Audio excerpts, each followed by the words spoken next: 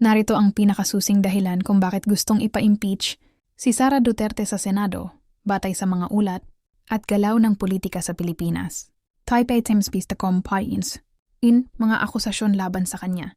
Ang impeachment complaints laban kay Sara Duterte ay may mga seryosong paratang, kabilang ang misuse o maling paggamit ng pondo publiko noong panahon niya bilang Education Secretary at Vice President.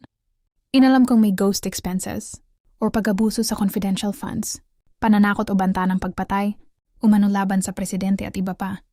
Isang paratang na ibinalik sa mga naunang reklamo.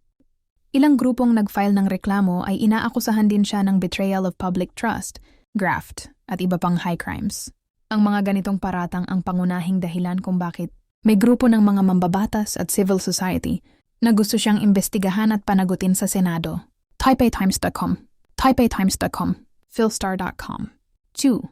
Dahil sa halalang politikal at malayang pananagutan, sa Pilipinas ang impeachment ay isang constitutional mechanism para managot ang mataas na opisyal kapag may ebidensya ng kawalan ng integridad, katiwalian o paglabag sa saligang batas. Marami ang naniniwala na ang Vice President ay hindi immune sa pananagutan, hindi ligtas mula sa impeachment. Kahit mataas ang posisyon niya, Senate of the Philippines, Senate of the Philippines. 3. Publikong presyon at kalamangan.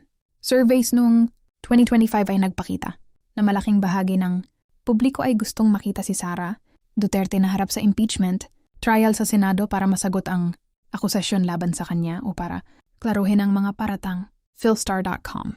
Shadow, labanan sa politika. May mga nagsasabing ang impeachment ay bahagi rin ng mas malawak na laban sa politika, lalo na dahil si Sara ay tingin ng marami bilang posibleng kandidato sa 2028 presidential race at may malaking impluensya sa politika. Maraming nagmumungkahi na ang impeachment ay paraan ng ibang grupo para bawasan ang kanyang politikal na lakas. Reuters, ikasalukuyang sitwasyon.